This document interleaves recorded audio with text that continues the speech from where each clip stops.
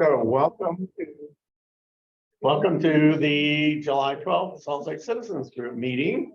And we are hybrid here in person at the Merit Co-work space at 23rd and Irving and online. So our first speaker tonight is Officer Kaylan Campbell with District 1 Community Resource Officer. And there we go. Hello, everyone. Can you hear me? Yeah, perfect. It's great being here. So I'm going to go over some crime stats. Let's see, which one do you have first? Do you have Sloan's Lake or West Colfax? Sloan's Lake is first. Alan, if you could do slide 3. Great. Let me pull up slide 3 here real quick.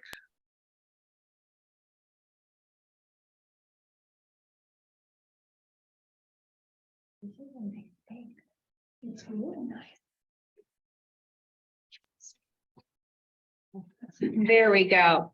All right. So overall, Stone Lake was doing really well with the crime stats this month. So burglary went from 7 reported to 1. Criminal mischief went from 7 to 8. So it stayed about consistent. I had 1 more. Larceny, which is basic theft, went from 11 reported to 5. Theft from motor vehicle went drastically down from 17 reported to 8, and motor vehicle theft stayed the same, 6 and 6. So continue doing what you're doing, continue reporting it if there are any break-ins. Again, we do like those stats. We want to know where we can target some of the problem areas. So continue reporting that. Then West Colfax, the next slide. Perfect. West Colfax burglaries went from 13 to 11. Criminal mischief went from 25 to 24. So we're staying pretty consistent. Larceny went from 20 to 11. So that was pretty drastic. And that can be anything from a simple shoplift to a porch theft. Again, just simple theft there. Theft from motor vehicle went from 21 reported to 13, and motor vehicle theft went from 22 to 20. So we're doing a good job removing valuables from the vehicle, continue to make sure the vehicles are locked, park in well-lit areas, don't leave garage door openers inside, simple things like that. So, and then we've got quite a few events coming in.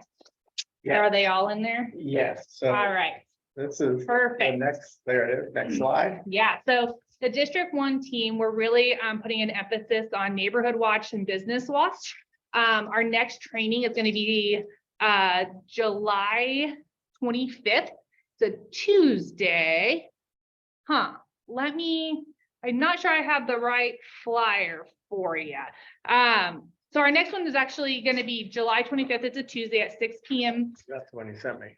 Yeah, I must have sent you the outdated one. So I'll make sure you get the updated one to send out. Okay. But again, July 25th.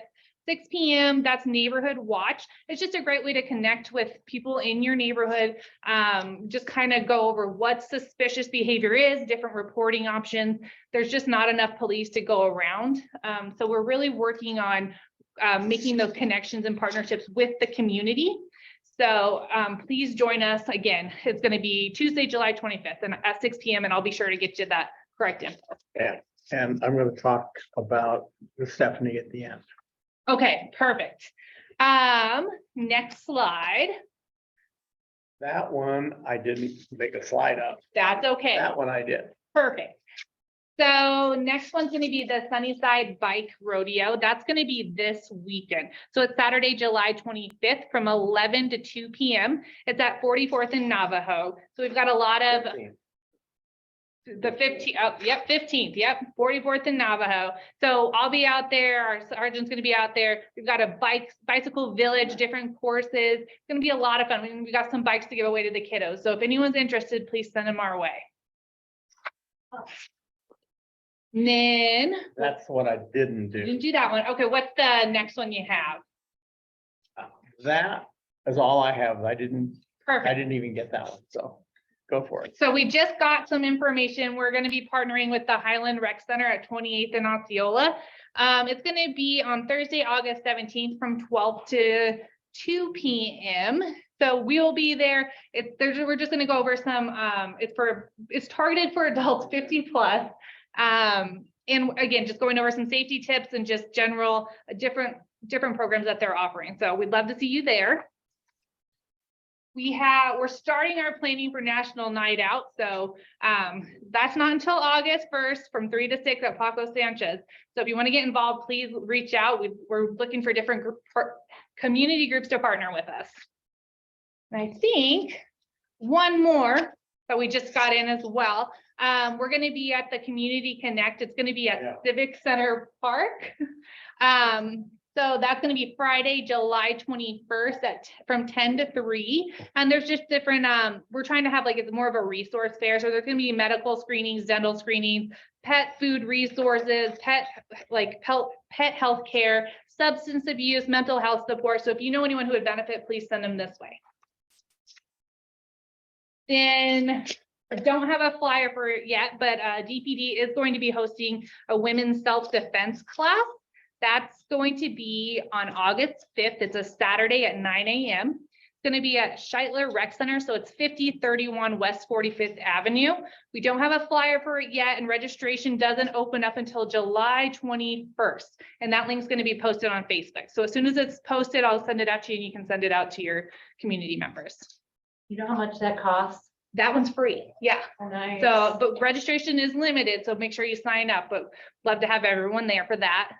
And then we do have our monthly CAG meeting. It's going to be this upcoming Wednesday at 6 o'clock. Tom's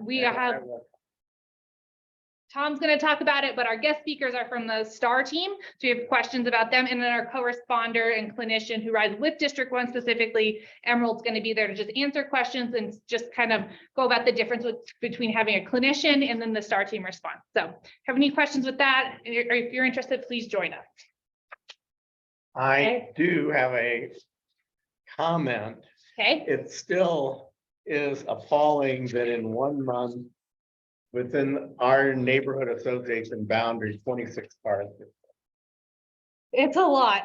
Yep.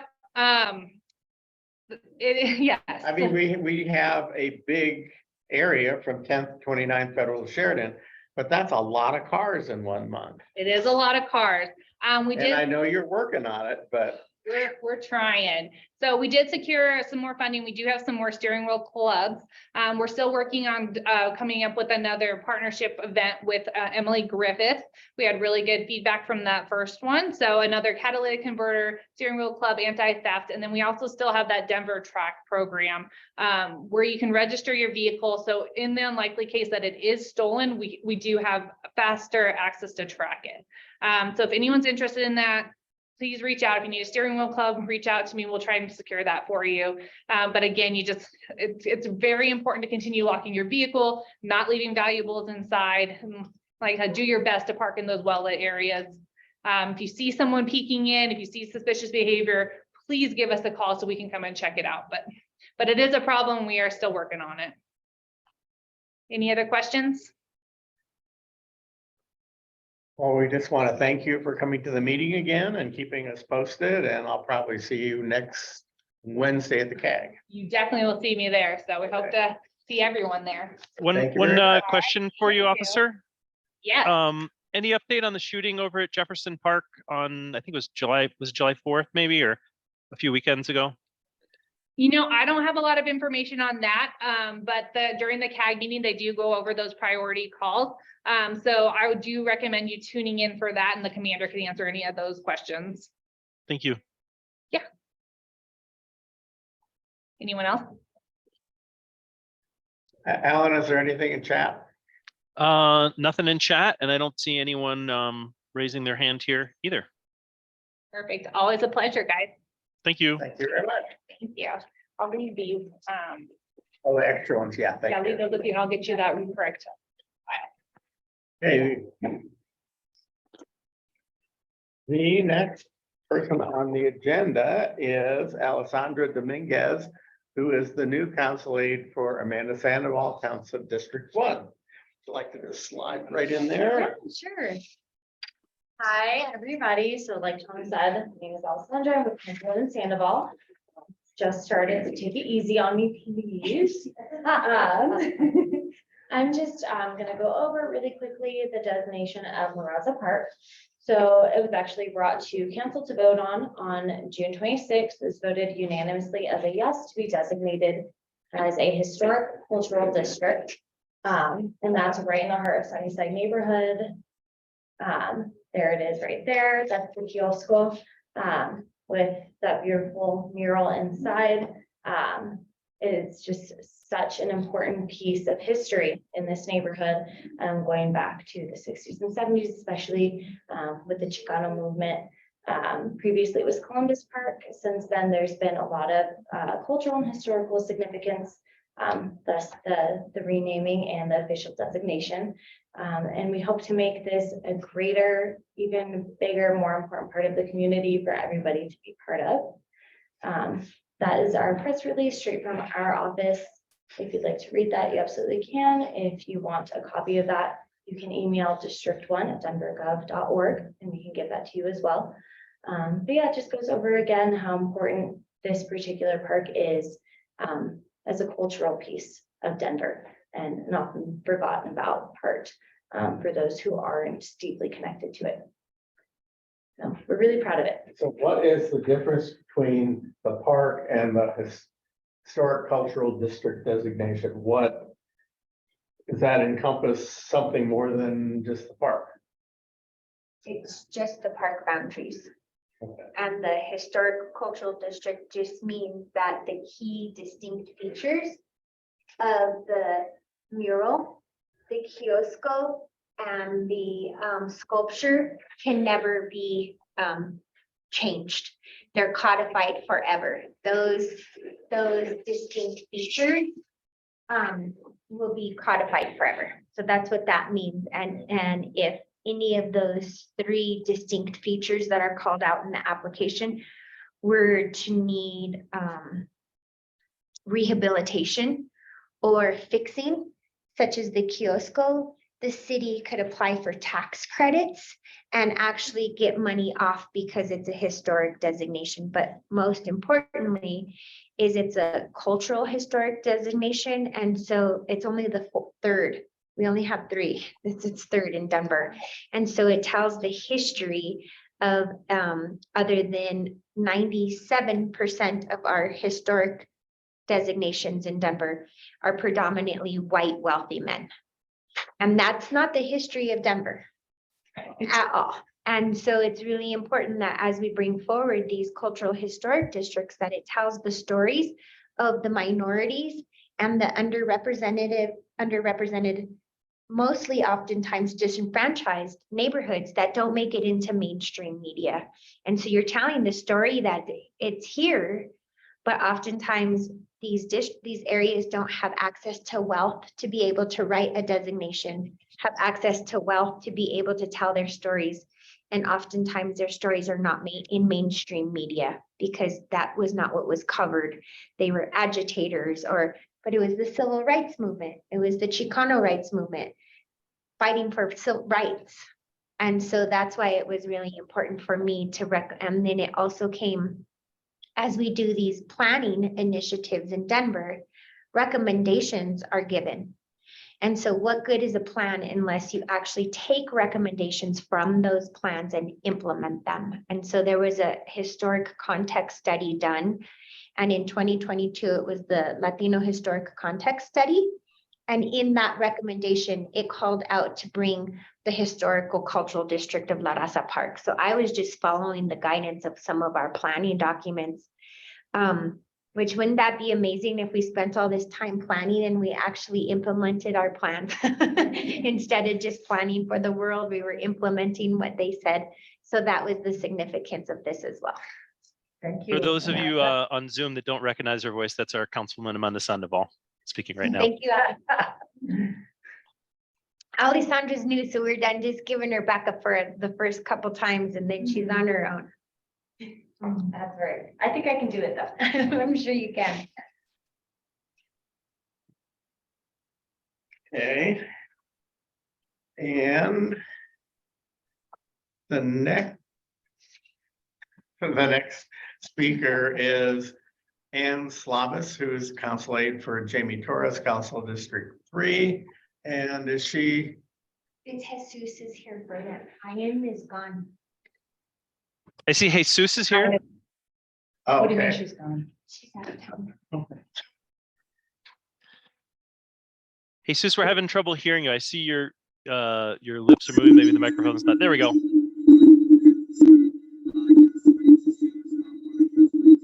Is anyone else having trouble hearing Jesus?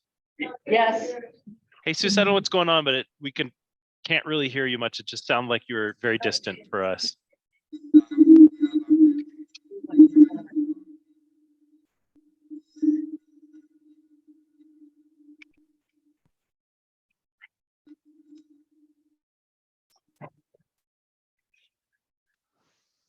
Still not quite yet.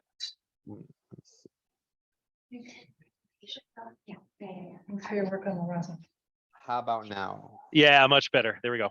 Okay, great. Sorry. Okay, technical difficulties here. Yes, hi. So my name is Jesus Lara Jimenez. I'm one of the council-aides for the Office of Councilwoman Jamie Torres. Ian usually attends these meetings, but she's currently out of the office. So she asked me to come in, listen in to see if you have any questions. We don't have any specific, I don't have any specific updates for you other than, you know, our inauguration that it will be happening on July 17th and our new council members and our mayor-elect will be sworn in. But if you have any specific questions, I'm here to take notes and pass them on to Ian.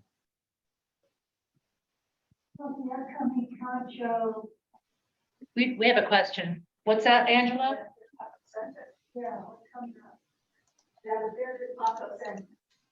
She wants to know about the event at Paco Sanchez. The event in Paco Sanchez, actually, I don't have anything on here on my notes, but I can look it up and I can add it here on the link here in a few minutes. Let me see. Yeah, it's a neighborhood night out, the 40th anniversary of it. It's August 1st at Paco Sanchez Park, 1290 Knox Court, on August 1st from 3 to 6. And everything is backwards when you go like that. There you go. And did I fill you in on my question to her last month about the steam plant at, I think it's 10th and the Platte River? 10th and the Platte River. Okay. I will pass this on this question to Ian and I can also find out with my team and then I'll send the information to you in an email. Okay, maybe she can pick it up next month. Yeah. Yes, I do. Okay. Here, let's look around and Introduce yourself. introduce yourself. Hey, how are you? Yeah, I just happened to see and reached out today to see if I could come on and didn't realize you were coming in for Ann because I sent her an email. So anyway, thank you all for letting me come real quick. I think that I'm not, pardon? Oh, I'm Jean Granville. I'm president of the Sun Valley Community Coalition, your neighbor. So it's really glad to be here. It's a great space. I hope we get to have spaces like this in Sun Valley. We're certainly going through a lot of development and are looking forward to some really nice spaces. But if was there a specific question? Because we do have an ask of you all. But I know that there was a question, I think, based on the Channel 9 with the decommissioning of the tanks. Well, the decommissioning and what's the timeline for it? And then I heard from you today that they're wanting to preserve parts of the old brick building, I believe. And Yes. so if you could send me that I information. can, and I think Jake is on here and he might be able to post our flyer in the chat for everyone, but I will definitely leave this with you and everyone else. As far as the tanks, those tanks, gosh, since 2015, when we really first started the whole Denver Housing Authority activity around doing envisioning a new neighborhood with a lot more density and affordability offered in terms of housing and other amenities. The decommissioning of those tanks was kind of right, as part of our plan.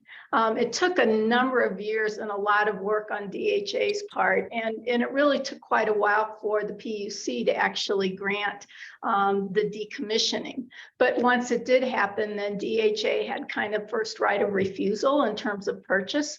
I mean, it wasn't a giveaway, it was a purchase. And so really, as part of then the removal of those tanks, which just came down, and it's like the whole neighborhood opened up in terms of the river and the skyline. It's really at West Holden Place, which is kind of right south of 13th Avenue, right there on the river. And so it will become part of the Riverfront Park that will really tie into Weir Gulch at the south end around 8th Avenue, and then it's actually 9th Avenue between, and up to actually 13th Avenue. And so those, the decommissioning of those tanks was really important. And of course, you have to do all kinds of testing. And, there is a brownfield there. I was gonna say, is it a brownfield site? Yes. So that was the funds that were received. It was brownfields monies from the Environmental Protection Agency, which is a whole application in of itself, to do some of the environmental mitigation. From what I've heard, there isn't a lot of leakage or anything like that, but even with the steam plant, we still have mitigation that goes on just because of the ash. All of the ash that came down into the soil. And so even places that didn't necessarily have leaks or anything like that going on, there's still ash in the soil. And I know there's a developer right across the street that's doing attainable housing, and was surprised because there had been a phase 1 done, environmental study that didn't show any leaks or anything. But then when the soil was tested, they said, no, you have to come back and do some soil mitigation because of ash. And so that's how long it sits in the soil but we're real excited about it. I know that, there's a lot of, we're in our final plans in terms of kind of 2 phases of the park. And the first phase is more toward 8th Avenue. And then this will be part of the second phase. We have to kind of raise the money for the park, but the Parks Department, I mean, DHA is really providing the leadership on it, and is, we have TIF money coming in, as well as the Parks Department will be doing some investment, and we did get a little bit of money from the GO bond the last time we did a round of that. So it's going to be a really key part of Sun Valley because of being able to contribute to green space and our park. Now, our big ask of you is to really join with us in really helping to save the steam plant. I would imagine that many of you recognize this plant. It's been around for quite a number of years, and is really iconic. Right on the light rail. It's right on the light rail, and it's right on the river. And it's really kind of the gateway into Sun Valley if you're coming from 13th, from the east into Sun Valley. So it's really kind of our, front door. And so there's 2 things that are going on, one of which is Sun Valley has really nothing that's been preserved yet. We have Brooklands, and we have, some of the Abarcas have some little buildings over there by the stadium, and we hope those get preserved.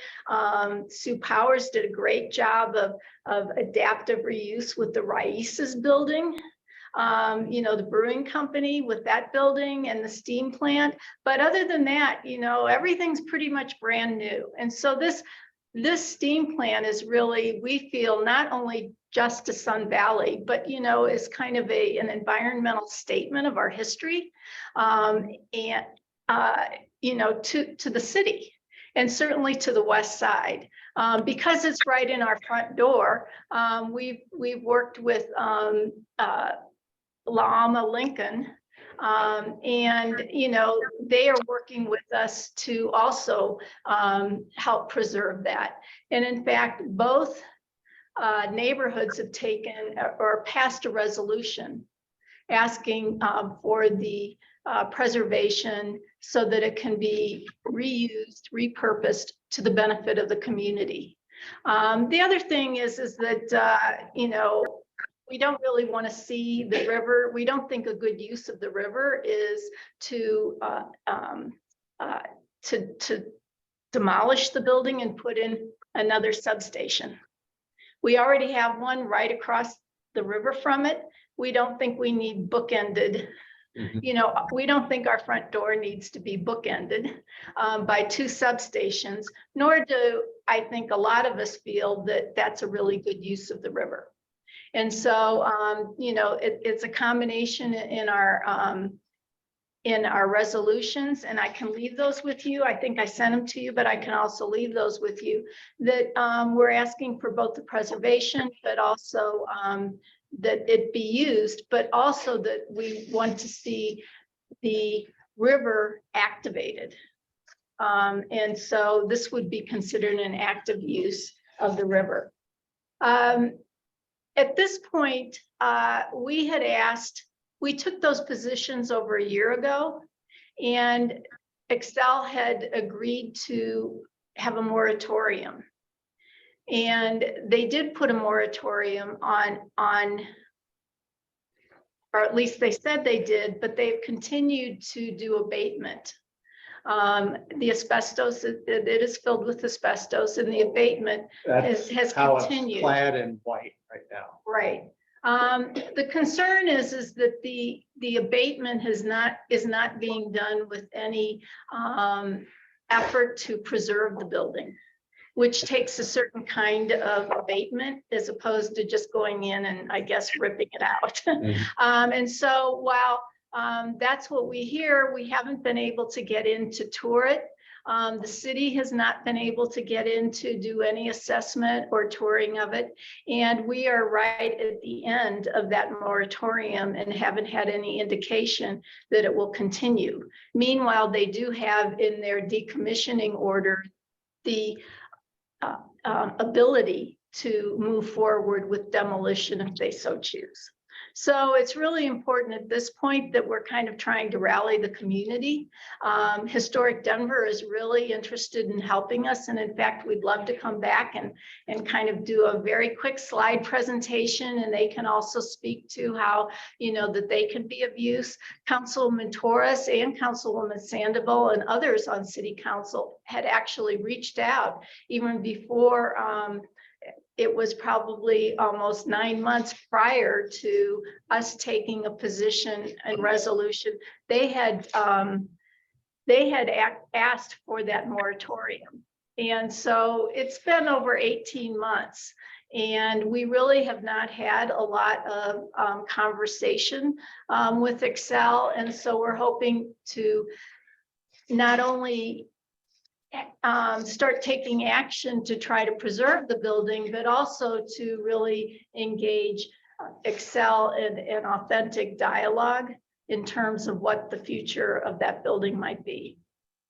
So we, I think that you saw Jake did put our little flyer here, and I'll do that. And then, like I said, we have a couple of examples. So whether it's a resolution would be great.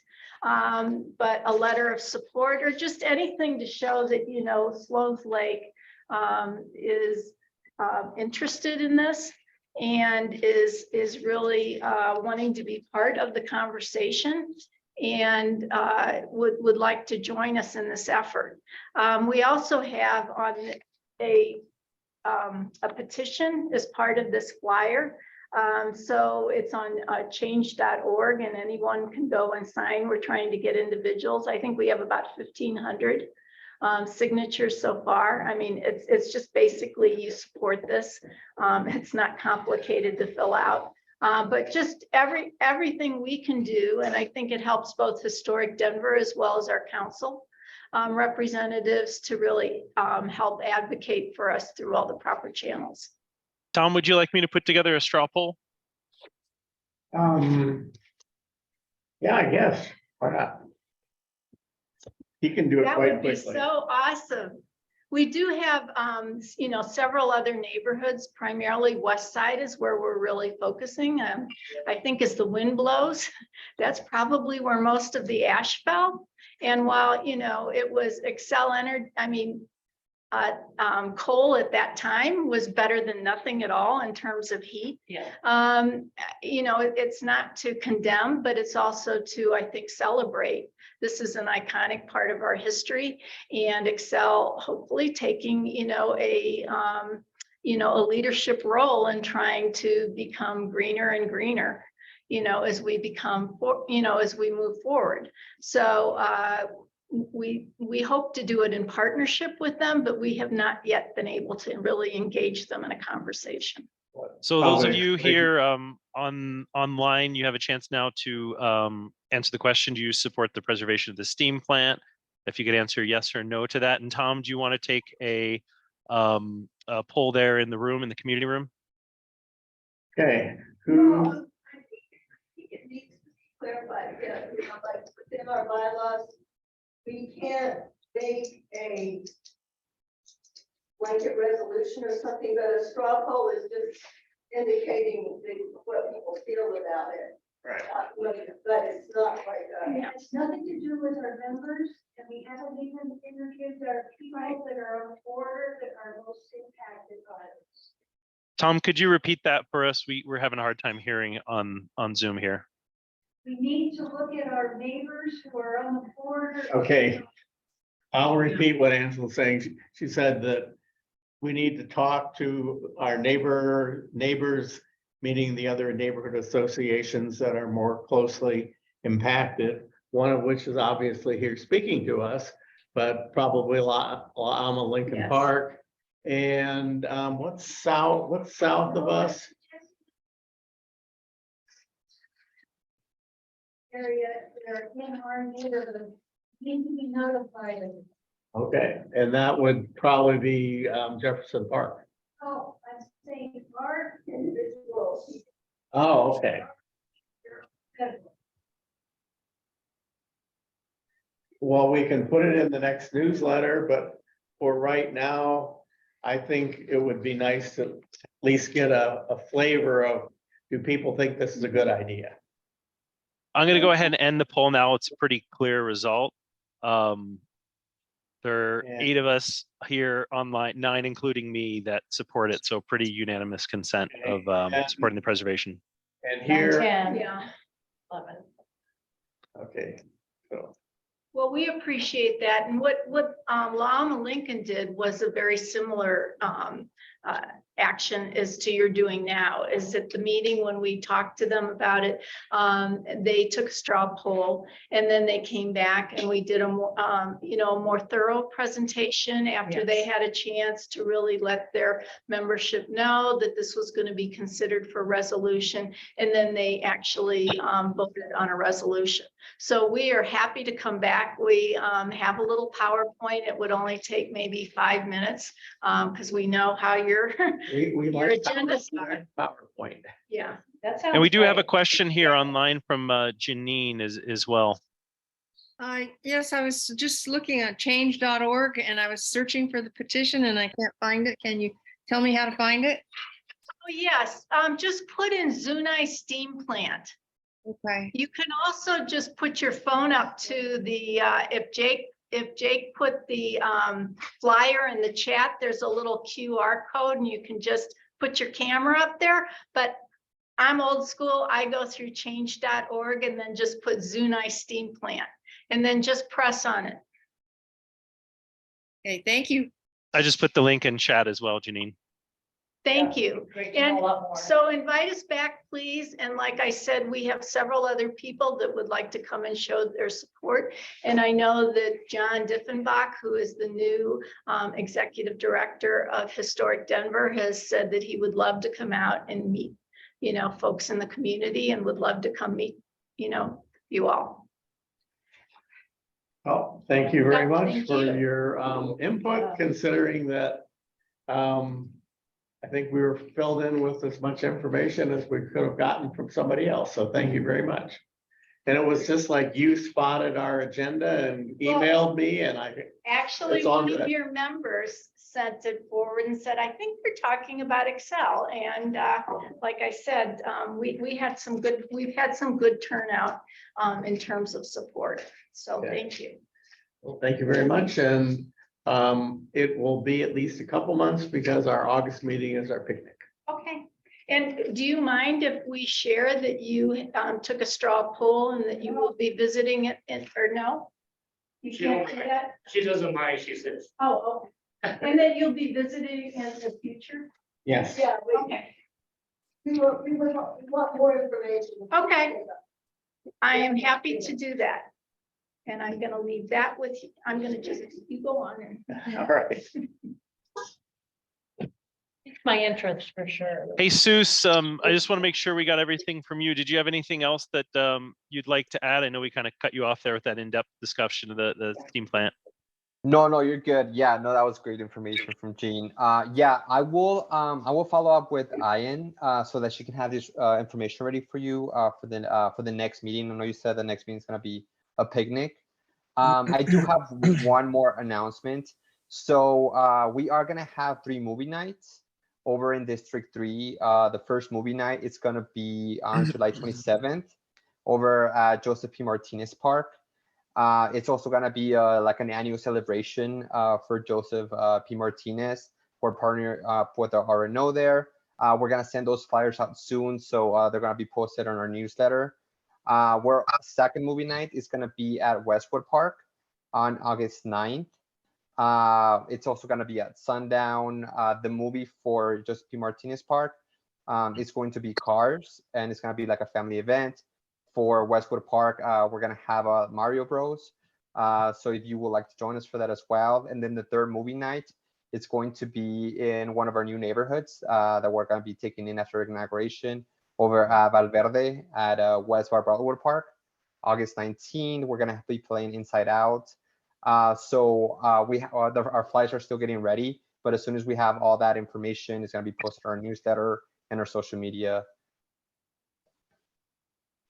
Repeat the date of the movie. And could you repeat the dates of movies, please? Yeah, definitely. And I will also post them here at the chat. So for Yeah, the 20 people Joseph, scheduled tonight or what? There's 19. I'm going to go ahead and mute Mike. Mike, we heard your chat there, so we'll go ahead and put you on mute. Sorry about that, Jesus. no, you're good. Yeah, so our first movie night is going to be on July 27th. It's going to be a movie night and the annual celebration for Joseph P. Martinez at the Joseph P. Martinez Park in Villa Park. And the second movie night is going to be August 9th at Westwood Park. And then the third movie night is going to be on August 19th at West Barbotwood Park in Valverde. The Martinez Park is at 9th and Tennyson. Yes, it's the intersections of West 9th Avenue and Tennyson Street. And we're gonna have food. We're gonna have burgers. We're gonna have hot dogs. We are gonna have a native drum group perform there as well. And then we're gonna have vendors as well. That's, sorry, one more time, the date, July July 27th. 27th. Okay. And I'll go ahead and post the dates here as well with the locations. Right.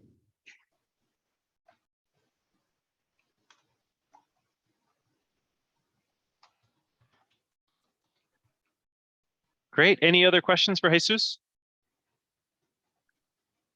Just welcome. Hope to see you again. Yeah, no, I think my first week here, I attended the meeting, so I was still observing. You know, I'm still learning a lot. So yeah, most likely I'll be joining again and, you know, seeing all the great things that you're all working on. Right. Thank you. Okay, the next presenter tonight is Sarah Moore with the Colorado Dragon Boat Festival, which is July 22nd and 23rd at Sloan's Lake Park. Sarah, take it up to you. Hey everyone, I have a brief PowerPoint presentation, but hello, thank you so much for having me. Like Tom mentioned, we have the Dragon Boat Festival coming up just next week, so I'm super excited. And it is going to be super fun. Sorry, let me go ahead and figure out how to share my screen. You should have sharing privileges, sharing privileges, Sarah, and then you can grab that green button down at the bottom with the up arrow on it. That should give you privileges. Awesome. Thank you. Okay. Here we go. Hey, can you see my screen? Yes. Awesome. So this year's Colorado Dragon Boat Festival is our 23rd year in existence as a nonprofit organization. We are a 501c3 nonprofit called Colorado Dragon Boat, and we host the Colorado Dragon Boat Festival.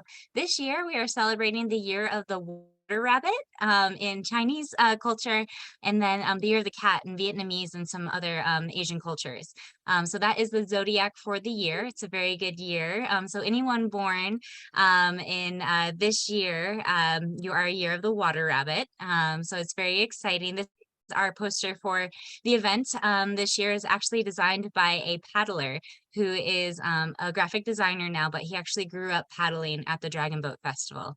So now that we're 23 years old, we actually have people who have been on our boats for that amount of time, which is really cool. Like I mentioned, we are a 501c3 nonprofit called Colorado Dragon Boat, and our mission is to build bridges of awareness, knowledge, and understanding between the diverse Asian American Pacific Islander communities and the general public. And we do this through cultural education, leadership development, and athletic competition. We do have about 4 programs throughout the year. We do host the Colorado Dragon Boat Film Festival, which is the only all Asian and Asian American film festival in Colorado. We host AANHPI, which stands for Asian American Native Hawaiian Pacific Islander Emerging Leadership Program. We do have a new event that we have brought to Riverdale Regional Park up in Adams County, and it's a mini dragon boat regatta. And then, of course, we have this Dragon Boat Festival that has been at Sloan's Lake for 23 years. And we are so excited to be coming back and to bring the community back together. We're actually the largest Asian celebration in the Rocky Mountain region, and we're the largest Dragon Boat Festival in the country, which is kind of shocking since we're landlocked, but it just really proves the dedication and thirst and support that Coloradans have for their community, the AANHPI community. So new this year for the festival, one of the main new things that we're really excited about is we actually just bought brand new dragon boats. This is the first time our organization has been able to purchase brand new dragon boats. They are a pretty penny, and it took us 23 years to raise that amount of money. But we were very excited. We do have 6 new BUK, that's the style, the BUK dragon boats on Sloan's Lake currently. As you can see, they're bright yellow, so you're not going to miss them. So they're going to look really good just soaring across Sloan's Lake while we race. And I just wanted to say that's pretty much our newest thing for the festival this year. We are going to continue having the same layout as 2022, which is a fenced-in area, and I'll have a map a little bit later down in the presentation, but we are still a fenced-in event just to help with ensure comfort and security for our communities. We do have bag checks and metal detectors, metal wand detectors for our attendees as they enter in through our 4 different entrances, but we are still free. We will always be a free event to anyone and everyone. We are very much a family-friendly event, and we are open to all, so we invite everyone to come join us. This year we have 40 teams racing across Sloan's, both on Saturday and Sunday, and our dragon boat races start around 8 a.m. And we brought back, so this is actually a new addition that I'm very excited to announce. It took quite a bit of negotiation and research, but we were able to find Cherry Creek school district is willing to partner with us for a free shuttle to and from Auraria campus. So we are bringing back shuttles to the event, because as you all know, parking is not the easiest thing for Sloan's Lake area and our event in general. So we're very excited to bring back these free shuttles. It is advertised on our website, and then also we'll be mentioning it in all of our TV interviews and on all of our social media and spreading the word to make sure people know. And at Auraria campus, the attendees will have to pay to park there, but our shuttle is free. And it's going to be very similar to how it's been in the past many years that we've had shuttles. So for this year, the shuttle will be coming down 26th Street. It will turn onto Oak Street, come down Oak, and then drop off all of the attendees and then pick them up, and then exit off of Rain. So we have done that in the past.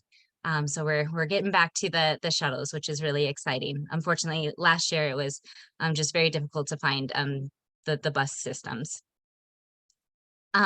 And then we also have here, just kind of shows and goes into detail our festival times. So as always, we do have a setup on Friday. On Friday, it's all day, where we have the park permitted from Friday morning at midnight all the way until Sunday night. Friday is our setup day. There will be security on site just to help with traffic flow. There is no active street closure during that day. So you will not have any issue going to and from your homes if you are off of Byron Street. We have a soft closure where we just make sure that all of our vendors who are loading in are doing it correctly, but it is still open to all residents coming in and out. Saturday and Sunday, those are when we do have active street closures. If you are a resident and you need to come in and out, we did send or hand deliver letters last week to each of the houses affected. If you do need a parking pass, please contact me and I will get you one right away. It is not our intent to block anybody from going in and out of their homes. So please just send me an email if you do need a parking pass, and we will get that for you.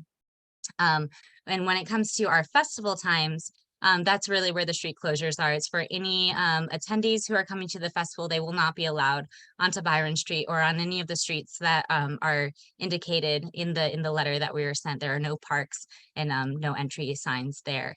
And then with our loading, they can only access Byron. And Saturday morning races start at 8 a.m. And also on Sunday, 8 a.m.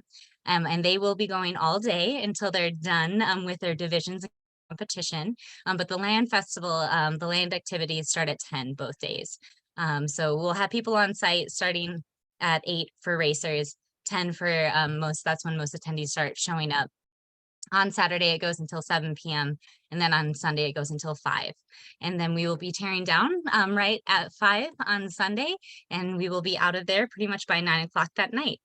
So we have been told that we are like Asian Burning Man, where you see nothing on the park and then a bunch of tents for a weekend and then they're gone. So we are excited to be back and to bring the festivities. This is an image of the back of the letter that was hand delivered to each of the neighbors affected by our street closures. As you can see, it kind of goes into detail on where our street closures are. It does mention our shuttles going in and out of Oak Street right here, and then out of Rain. And then also just the no parks and the street closure signage that's going to be on site. We are still encouraging people, if they do not take the shuttle, to do a ride share. We do not allow any parking on site, so the only way that they can get there is shuttle, walk, bike, ride share. We will have a ride share opportunity for Lyft and Uber to enter Byron and then leave off of Zenobia, and we'll have security manning that to make sure that it's nice and safe. But like I mentioned, this was on the back of the letter that was sent, that was handed out last week. So if you have any questions, please feel free to let me know. And then here is our overall site map. This is the map that goes out to the public. It's on our website. As you can see, we have no parking on site as one of the biggest things there to help protect all of the neighborhood. The black lines here, As you can see, those are our fenced in, that's our fencing. We are still fenced in this year, just due to safety, to make sure that people feel comfortable. All of these blue arrows here, these are our entrances for the public. And then inside, this is where the magic happens. This is what we have to offer. At the Dragon Boat Festival, we do have 3 stages. We have a 360 stage here, which is mainly for karate, interactive pieces, breakdance fighting, all that fun stuff. And then we have a band stage close to the lake, which houses all of our bands. And then we have a performing arts stage as well for all traditional, modern, and fusion dances. We have a large Asian marketplace. So if you're interested, please go through and meet all of our local vendors. We have about 90 on site this year. And then we also have our Taste of Asia food courts. So one in the west side and one in the east side. And then we also sell beverages and have our Dragonland area for kids over here as well.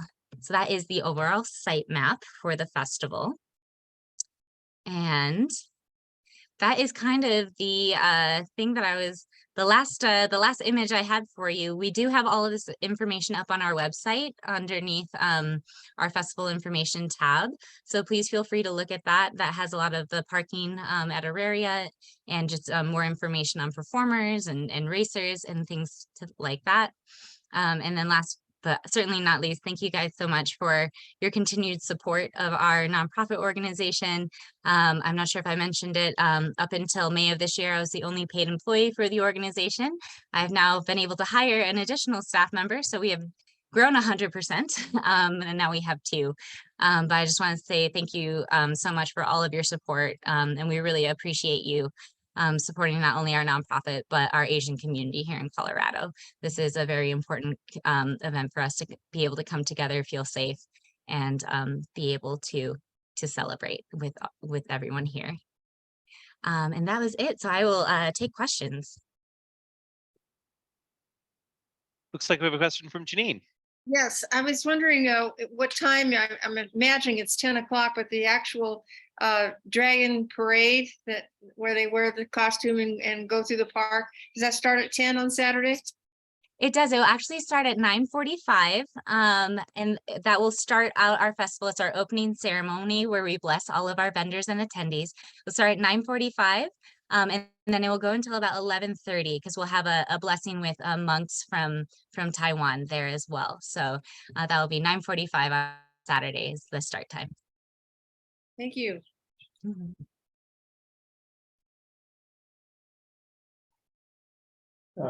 This is Tom Brunn speaking, and Sarah, the PowerPoint was great. It showed everything that I wanted to know.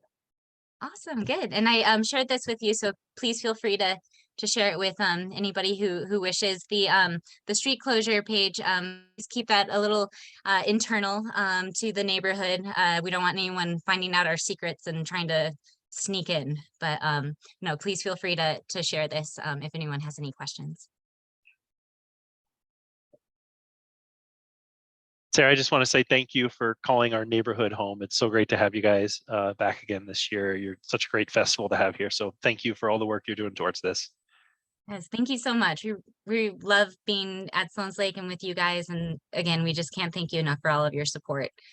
The community really appreciates it. And 23 years, we are over the drinking age, and I can't believe we've been in existence for 23 years, but it's very exciting to just have the support of Coloradans for the community.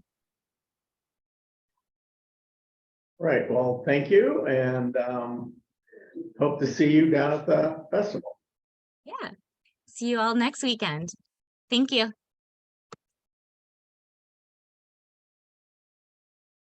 Okay, our next presentation is a recording from a previous inter-neighborhood cooperation meeting. And Laura Martinez with Cultivado Air is discussing air quality in the Globeville, Swansea, Elyria neighborhood. And it talks about, I'll let her do the talking. Be sure I'm Sarah. sound for everyone here? Okay, I'll go ahead and present this now. Player in the fight against pollution. So Laura Martinez, tell us about your work.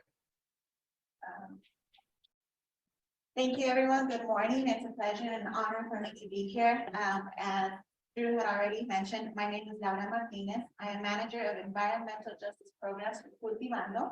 We have been doing the IDEA project, which is air quality investigation and social equity, for a little bit over a year. We've been focusing primarily in Commerce City and global area and small scale communities, pretty much surrounding Southport. What we measured in our research is a couple of air pollutants that are pretty harmful to our health. Some of them are carbon monoxide, sulfur dioxide, ozone, hydrogen sulfide, and of course the VOCs, the volatile organic compounds such as benzene, toluene, and as well as radioactivity. Actually, Boulder Air, our contract, is one of the few that's actually measuring radioactivity. And we did this because that is one of the sources or prime sources of radioactivity is oil and gas. Hence the reason why we're measuring it. Okay. One of the pollutants that we focus primarily on is particulate matter 2.5 and particulate matter 10. My interest in this research and in our project is 2.5 because of the size. As you can tell, it's very small compared to human hair. And because it's so small, it can get stuck in the lungs. It's easier for it to get stuck in the lungs, making it a lot more harmful to our health when inhaled at higher quantities. Okay.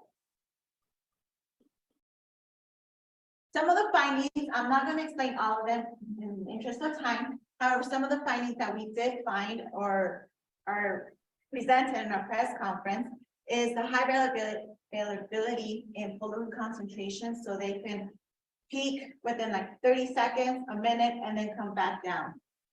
It also depends on whether it's or night because of the wind direction and seasonal. It's higher during the winter than during the summer. And also differences in pollutant concentrations with location. We did Boulder Air, a contractor also does air monitoring in several other locations throughout Colorado. And so we did the comparisons between those locations and our Commerce City permanent mobile sites. Also, the multiple pollutants present at the time, as we all are aware, there are several pollutant sources around our community that can contribute to these higher levels of pollutants. We also have sources of airborne radioactivity, which is, again, can be something related to oil and gas.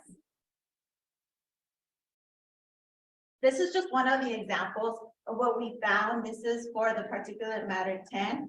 And it could go up to thousands, it could change up to 1,000 times in a few minutes. And these peaks right here, they only last a few minutes. So because of that, it's kind of, the state and Suncor have their own monitoring that they do. However, the averages are 60 minutes, 60-minute averages. And because of that, and the high variability in these pollutants, they don't capture that. And that's why our monitoring is very important to both Commerce City and DES. This is one example of what we're trying to show what happened or what we found is Suncor Refinery. As you can tell, it's a little red, purple oval. And then depending on the distance from Suncor, you can see the level of benzene that we found. And these are the radial monitors or passive collection samples that we change weekly. And this particular one is at the Riverside location, so it's closest to Suncor. But on the north, if you see on the north, on the permanent mobile site, which is at CCF, and the Birch Street, which is around close to where the old Adams City High School was at, the levels were pretty high compared to the south. And Kearney, which we're still trying to figure out why it was pretty high as well. But that tells us a lot. For me, this means a lot because on the Birch side of that particular site, someone, there was a 20-year-old that started presenting symptoms such as stomach pains and nausea and all of these symptoms together when he came back from college to visit home that he lived in that area. And within a span of a few months, they detected stomach cancer on him and he passed away. Why is this important? For me, it's important because there's no history in his family of cancer. And he's lived in this community, in this home, since he was young, elementary school. There's no history. No one else in his family had any symptoms related to that except him. After he passed away, one of his relatives, a small child, started presenting similar symptoms. And because of that, they decided to move away. But that for me means a lot because we know that family, they're very involved in our community, and it's also really close to Southport. So having that correlation with this, to me, has a big impact on what it is that our community is experiencing. And I know that they're not the only ones, but that's the one that I can explain and talk about because I've seen. These are the other sites that Boulder Air does air monitoring. There are different locations such as Longmont, Boulder, Broomfield.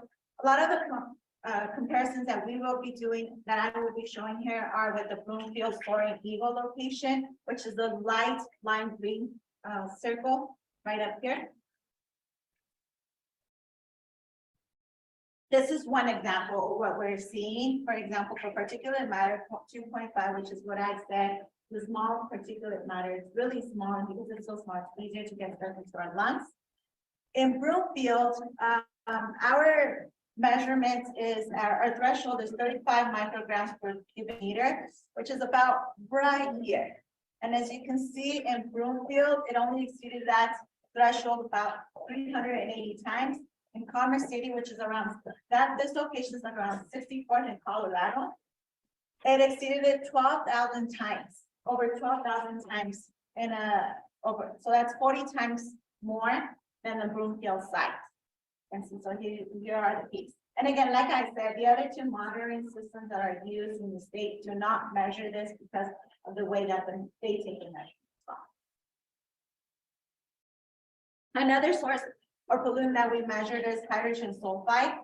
That on the top left corner, you will see some of the effects of breathing in hydrogen sulfide, specifically at higher levels. Some of them could be wheezing, cough, fatigue, and difficulty breathing. And again, the comparison between the Broomfield site, which is the green, and then the Commerce City site, which is the blue. And you can see the site difference. And this is just in October. Why is this important too? Because as you can tell in the Broomfield site, it exceeded the threshold of 0 times, and in Commerce City, 7,557 times, which is, and this is within 1 minute. Another pollutant that we measured is benzene. Again, benzene is also very harmful because it is a VOC and it increases the chances of cancer. It's very harmful to our health. And you can see again the differences between Broomfield and Commerce City. The levels are extremely high as well.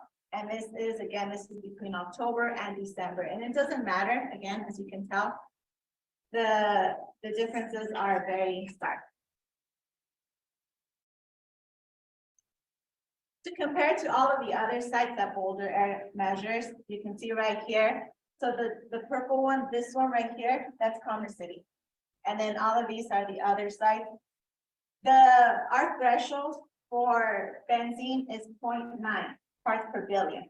As you can see, it already, even with the 95 percentile, it's exceeded both in the permanent site as well as the mobile site. The mobile monitor during the first part of the first 3/4 of the project, we were moving around within Commerce City and GES. And it's towards the end that we moved it to a permanent location here in Denver.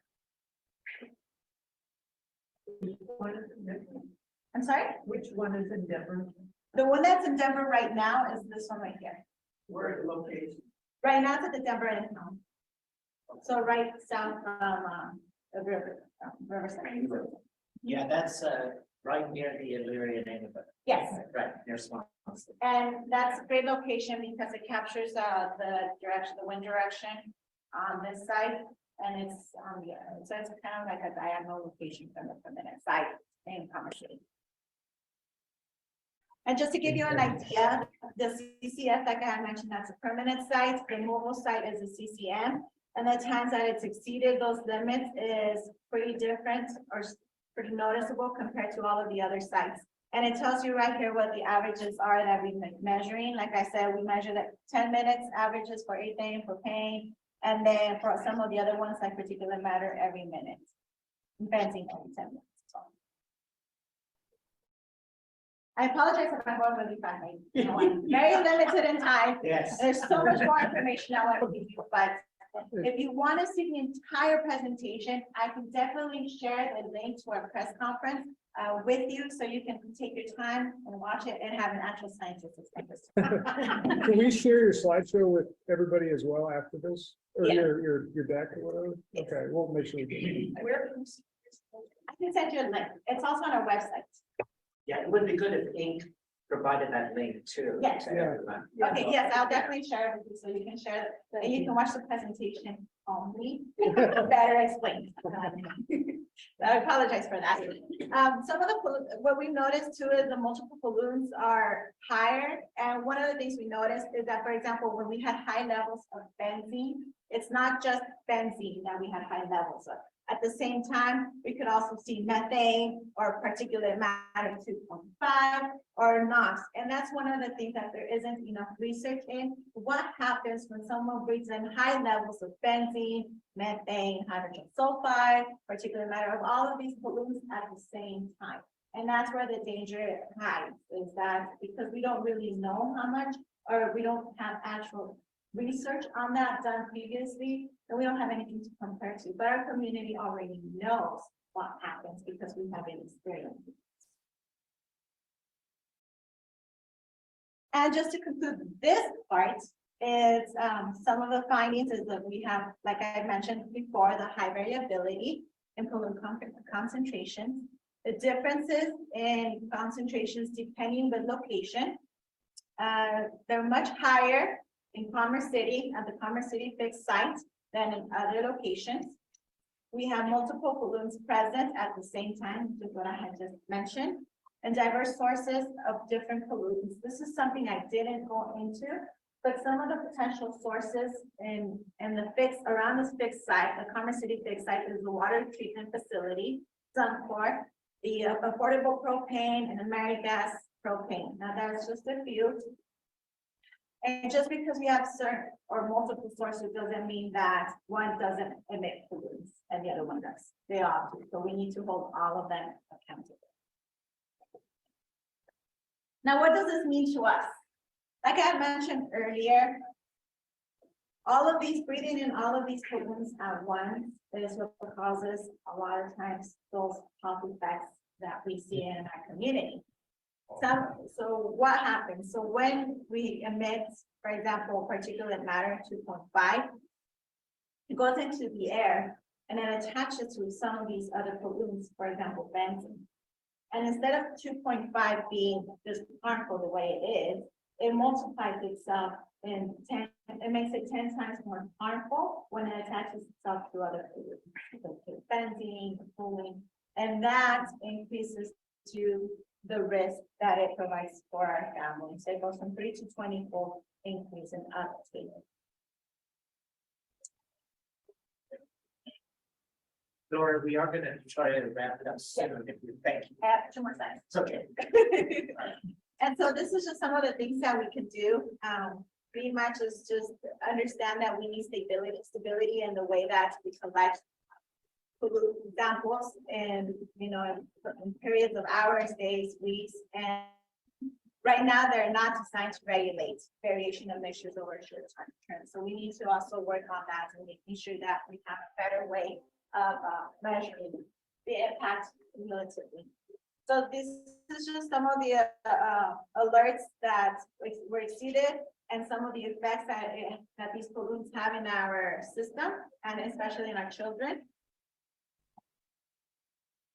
And this one too, here's another one with ozone, particulate radioactivity, and methane.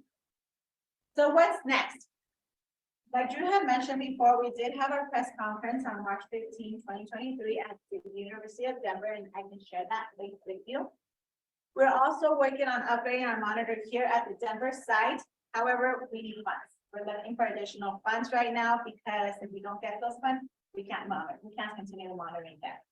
So that's one of the things that we're doing. Another thing we're working on is community awareness. Right now, last week we started our GES environmental justice training Wednesdays at focus points where we educate the community on what is environmental justice, how does the state involved, and what we can do as a community. We're also working on community advocacy, having those conversations with community members that live here, see what is it that they want, what do they envision in the future, how has this impacted them. And one of the events we had was the reimagining a healthy and safe future beyond Sunport, where they kind of gave us their ideas of what their ideal future would be like, and more community involvement, and ideally in the long run or in the future, so policy change. So that is it.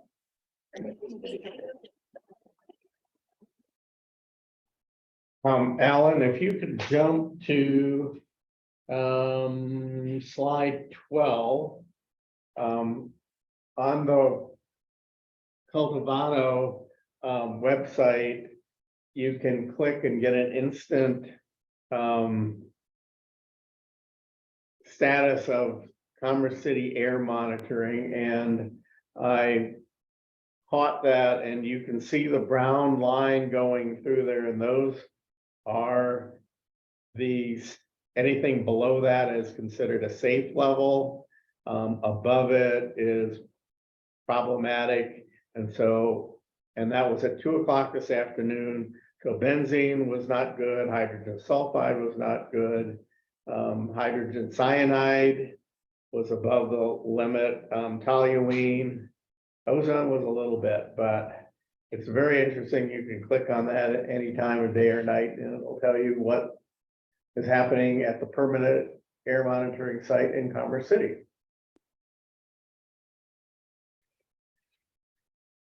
So enough, everybody, let's go up to Commerce City and take a deep breath. The next thing is Alan and Keith Meyer were going to do a little report on speeding on Federal and Sheridan. Thanks, Tom. Let me share my screen again here real quick.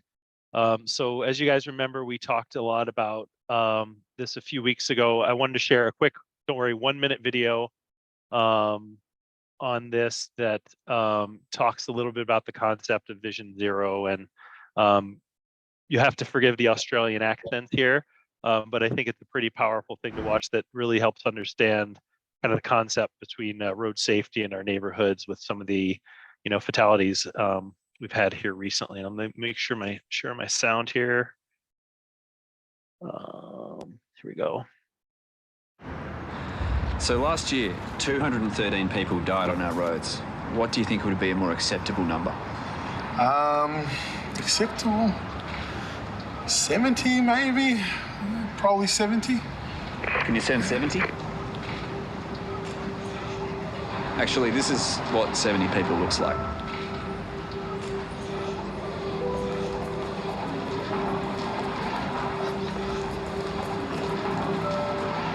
It's my family.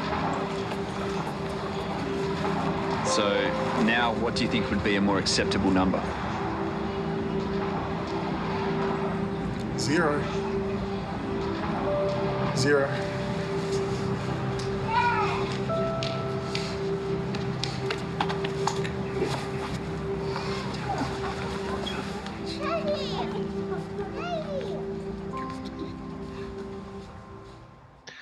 So that was a little bit of PSA from Australia, but I think it kind of drives home the point of, that there's no acceptable number of traffic deaths in our neighborhood. So as you all are aware, we've seen a lot of injuries and unfortunately fatalities on the roads surrounding our neighborhood, especially Sheridan, West Colfax, and Federal, and to a lesser extent, even 29th Avenue. Let me share my screen here one more time. I had a little bit of a PowerPoint I wanted to share with you guys to talk about this in a little bit more depth. As you can see here, this is a map in our neighborhood here of where all the serious bodily injuries, things that are sending people to the hospital, oftentimes life-altering injuries around our neighborhood, and as well as fatalities. You can see, the inner part of the neighborhood, our neighborhood streets, what are called our collector streets, like 23rd Avenue or Lowell or Irving, are not having a ton of these. They're primarily happening along West Colfax, Sheridan to a lesser extent, and really Federal here. As of July 12th this year, there's been 41 traffic deaths in Denver. 82 people died in 2022, so it doesn't take much math to recognize we're on a similar record run rate of a high number of fatalities. Speed is, well, let me take a step back here. There's a disproportionate mode share of people walking. You know, people walking in Denver only making up 7% of trips in Denver right now, and it's 31% of traffic deaths. So there's a disproportionate number of people, pedestrians, that are being killed based on the amount of pedestrians, and motorcyclists as well, to a lesser extent cyclists. But speed is a huge component of this. 83% of fatalities are people that were hit by a driver that was going more than 30 miles an hour. Only 17% are people going less than 25 miles an hour. And the data, this is straight from Denver's Vision Zero action plan. Hit by a vehicle traveling at 20 miles an hour, 9 out of 10 people survive. 40 miles an hour, that drops to only half the people are going to survive. And 60 miles an hour, only 10% of the people are going to survive. And this, by the way, is based on your typical able-bodied, person, adult. When we start to look at the disabled community, or elders or children, these numbers are even higher in terms of fatalities. Another thing I wanted to call out, we'll talk about the letter here in a minute, is Denver's proposing upping automated enforcement. I've heard some conversations around Dottie that they're looking to do this a little bit more in light of the recent state laws were passed, and it's been very successful. So this is a camera that takes pictures of people when they're excessively going over the speed limit or running a red light. As many of you know, they've already deployed this at 6th Avenue and Lincoln Street. Their total crashes were cut in half. It eliminated half of the crashes. Side impact crashes were down by 75%, and injury crashes were down by 80%. So it was very effective, as well as a 21% reduction in excessive speeding over 10 miles an hour. And 75% of these tickets were given to first-time offenders, which means people are finding out that this is there, and it's creating a behavior change. Most people are smart enough not to do this again, which is what we want. The goal of the program is not money, but is ensuring people's safety. And I know there's some concerns around privacy here, but I want to emphasize the photo is only taken if you're speeding or running a red light. It's not taking photos of everybody going through. My mom lives in the suburbs in Ohio, and her little suburb, they literally take pictures of everybody that comes into the suburb and goes, and that's not what this is. A couple of Vision Zero treatments that we're going to talk about in the letter here briefly. Hardened center lines. If you guys have been over on 20th Street in downtown or over on East Colfax, you're starting to see some of these hardened center lines. They make it so people can't cut the corner here. So you have to make more of a right angle, a slower turn, makes it a lot safer for pedestrians. Again, we saw pedestrians are disproportionately impacted. Bulb outs, these are treatments where we essentially pull out the curb, or curb extension is another phrase for them. And it makes the crossing shorter for people. And it also calms traffic a little bit to really slows down traffic as well. Median refuges, most of you guys are familiar with this little median refuge we have at 25th Avenue and Federal, where pedestrians can wait halfway across the street. It's a nice, safe place to be while you're waiting for traffic to die down. Here's another example of what it could look like on an arterial street as well. And I see I have a question or a comment in chat here. The cop has to hand a ticket. What if there is corruption and the video is spoofed? So typically, Jennifer, great question. Anyone has an opportunity to contest it. For example, I was driving down Sheridan a few months ago, and I got a ticket in the mail, and it had a picture of another driver next to my car, and it was focused on the other driver, and I just sent them my license and a picture of my car, and they're like, okay, yeah, it's not, they threw it out. So great question. The letter I want to share with you all, this is what Keith and I had worked on here recently, that really talks about the principles that I chatted about today. the design here was to really call out the challenges that we're having here in our neighborhood. You know, emailing, not only sending, CCing our great councilwomen, but also to the Department of Transportation and Infrastructure, as well as CDOT. And 2 out of 3 of these are CDOT roads. Talking about asking for safer arterial roads in North Denver. We've witnessed our neighbors and friends being killed. Many of you, know some of these people that have had either life-altering injuries or have been fatally injured on some of these roads. We even talked about, if we want to talk to another RNO, we could add even like 38th Avenue if we ever talk to the West Highland Neighborhood Association, highlighting 82 deaths last year, and we're on a similar pace. And talking about the design of our roads is really, they're designed like speedways through our main streets of our neighborhood, oftentimes where we have people, lots of pedestrians, people that don't have cars, that are transit users. What we're asking is to reduce the speed limit. You guys saw how much of an impact speed is. Asking to reduce the speed limit to 25 miles an hour. This is straight out of the brand new Vision Zero Action Plan from Dottie, very data backed. Sometimes you'll hear traffic engineers go off the 85th percentile rule. That's saying we essentially set the speed limit based on how speeders are driving, right? Adding automated enforcement, we talked about that briefly and the benefits of those. And I think that can be done in an equitable way as well too, in light of the new state law that was passed. And considering short-term Vision Zero improvements, paint and pulse bulb outs, hard and center lines, we saw those are very affordable treatments. And then longer-term treatments like road diets, bus rapid transit, median refuges like you saw in that picture, and things like that. So that was the letter that we had looked to create, and I just wanted to share this. And Jennifer noted they are haters as well with corruption. I think she's referring to police and trying to get someone's way as an example.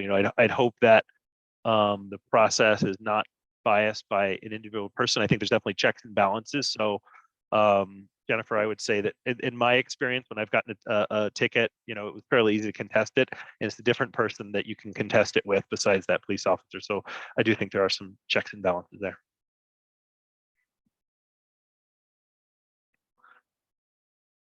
And thank you and Keith for doing that letter. It has not been officially sent yet, correct? Correct. No, this is really just a draft that we wanted to put out to the group here and see if anyone had any thoughts on it or comments, or if even we want to do a straw poll or anything like that, or if we could sit on it for another month. I'm fine with anything really. It'd be nice to see the letter in writing and to have had warning, to have seen it before, and to hear some negatives, the other side of the issue. Angela said she'd like to have a hard copy available for people to look at and maybe add edits to it for your Great. consideration. Yeah, I can definitely pass on a link to the letter, and folks can pass on comments and feedback for sure. Right.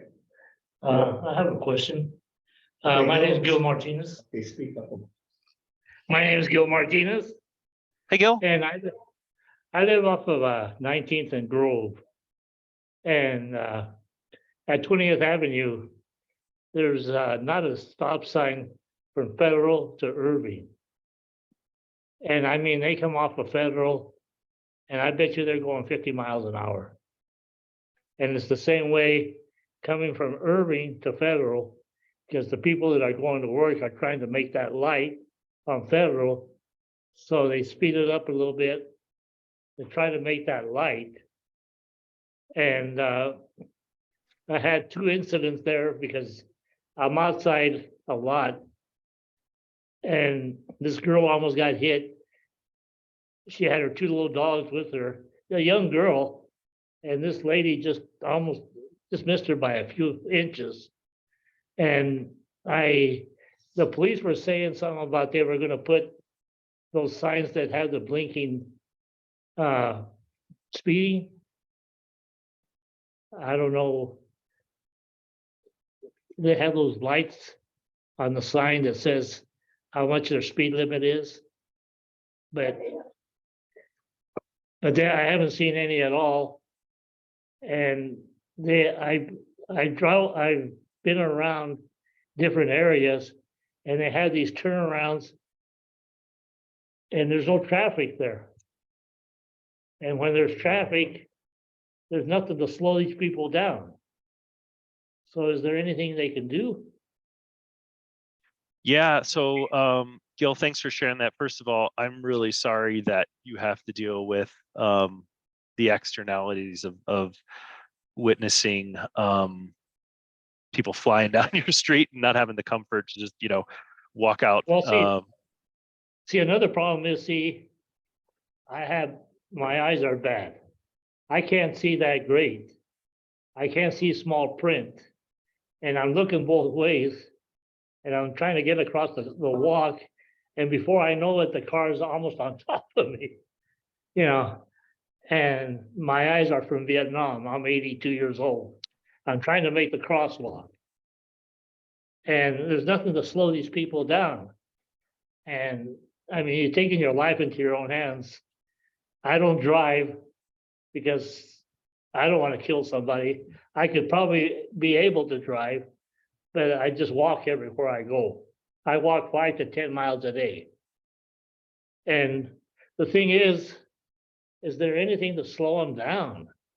I mean, there's when you have almost 4 blocks of no stop sign and people are just going through that road like it's the band, it's just like a speedway.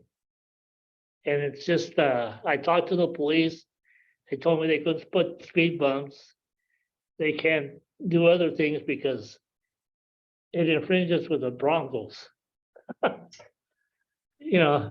Because the Broncos have a priority. They want to let the people in and out of the stadium. And it's only 8 games out of the year. Yeah, and I hear your frustration. I think a lot of people in the community have experienced similar things where they want safer streets and they're getting a lot more no's than they are getting yeses right now in terms of making Excuse me, I lived there 55 years. Yeah, and I've had it with McNichols when he was mayor, so you know how long that's been. Yeah. So we'll start with the good news. On the good news, we have reduced our residential speed limits to 20 miles an hour. There's no real signage in our neighborhood yet. They started in the far northeast, and over the next year or so, they're going to make their way over to this part of town. So there will be a lot more clarity that it's 20 miles an hour, not 25. I think part of and there has been studies that have shown that even just putting up a sign, lowering the speed limit does help. It's not perfect, but it definitely does help. In terms of practical things you can do, the speed limit study, they'll study it, but I don't think there's a lot that, in my experience, that I've seen actually happen when speeds. I think when Commander Stevens was a commander for District 1, that's quite a few years back. There you can see the police in the area.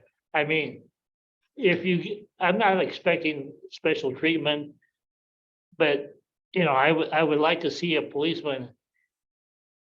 I think in the last 5 years, I have never seen a policeman give a ticket at all.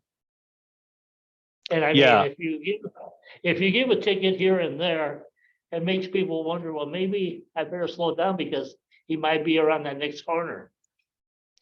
Yeah, so that's fair. I also have not seen any tickets being given out in our neighborhood outside of maybe on Federal on occasion. I think, I was just looking at the map. There was a serious injury or a fatality. I can't tell which one it was on 19th near Federal, just near you. Hasn't been any on 20th yet. But that doesn't mean your concerns aren't real and valid. And my suggestion is to put in a request on 311 and ask for either a crosswalk or a stop sign there. I did, and they told me they couldn't do it. Okay. And maybe I know we're running out of time here. I want to be respectful for everybody else. So maybe, Gil, I can take your question offline. If I could grab your contact info from Tom and we can chat a little bit more about some solutions we've come up with. All right. This is Judy Hamilton. I live on 22nd and Julian, and the speed circles there are certainly cut down speeding traffic on Julian. So maybe a speed circle at Grove and 20th or something would help. That's I great. agree. Roundabouts work. Yeah, yeah. Thank you for sharing that. There's a runabout on 22nd in Julian, Yeah, yeah. but see, but from then on, there's nothing to stop these people from driving. Yep. All the way up to Federal. Yeah. I hear Tom, could I grab Gil's contact info from you after this? Yeah, I will give it to you, okay? Great, thank you. But thank you guys for sharing your concerns. I definitely appreciate them. Okay, thank you. Okay, Alan, if you could throw up slide 13. Okay.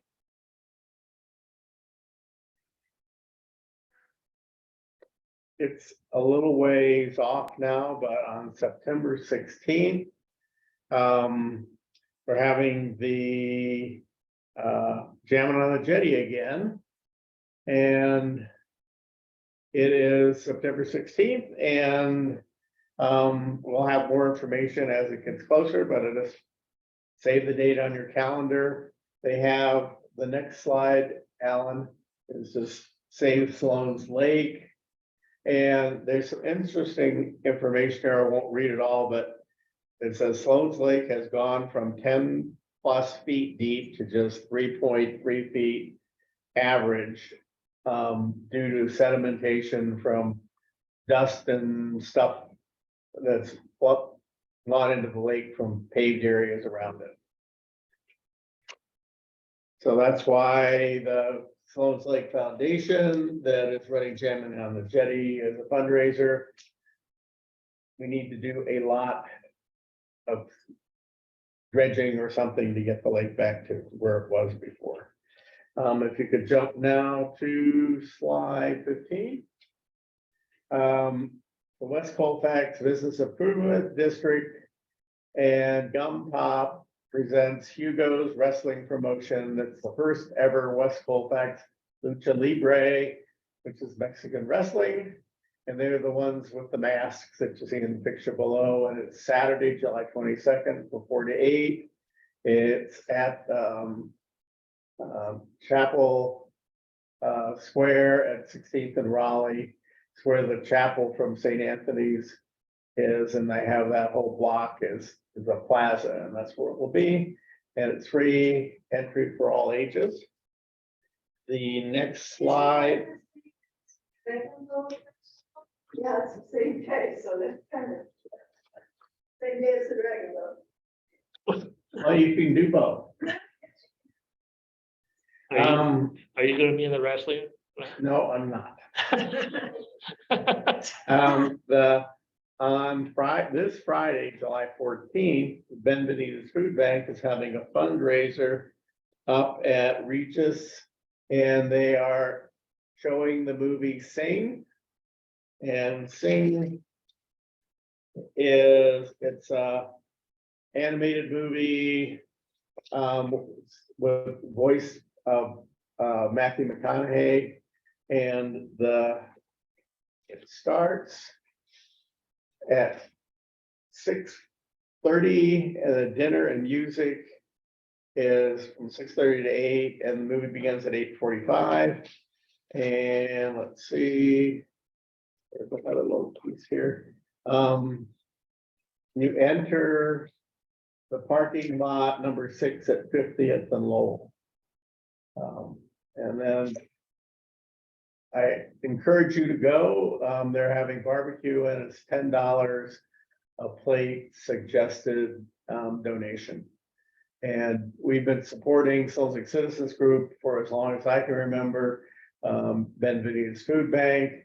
We're used to collect prior to COVID at our meetings, but this is the stuff that they need. They've been doing the food bank for about 40 years, and they are at 38th and Pecos. And where's this time, Regis? And the movie is at Regis.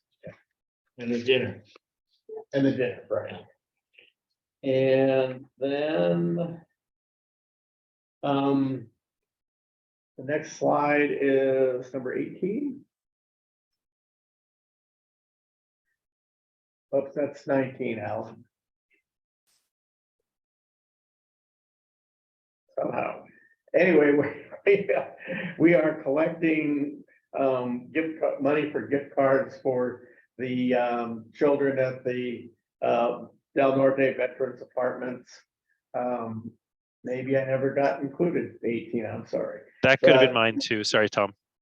we've been doing that for years and years, and the kids there that are in the apartments aren't flush with cash. So if we used to bring just school supplies, but lately we've been just giving each kid a gift card so they can get what they really need, as opposed to, too many boxes of crayons. And then the District 1, the next slide is the District 1 Community Advisory Group, which is next Wednesday, July 19th. And it will be, this will be the last CAG meeting that Commander DeStefani, the District 1 Commander, will be running. She is retiring the next day on July 20th. And they will, as mentioned earlier, they'll have speakers from the STAR team and Well Power. And I don't know what Well Power is. The STAR team, those are the people that go, the non-police people that go and address non-police issues that are an emergency. And it's one of the big successes of the Denver Police Department. And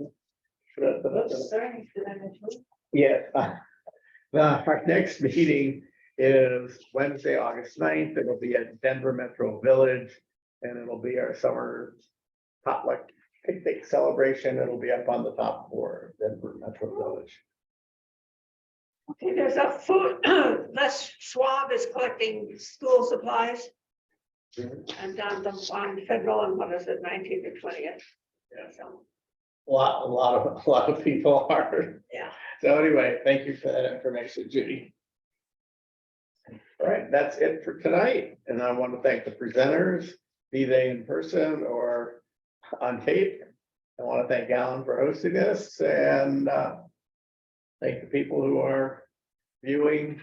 What's interesting is that we have about twice as many people click in and view the recording of this as are present at the meeting tonight during the month. So thank you very much. See you next month.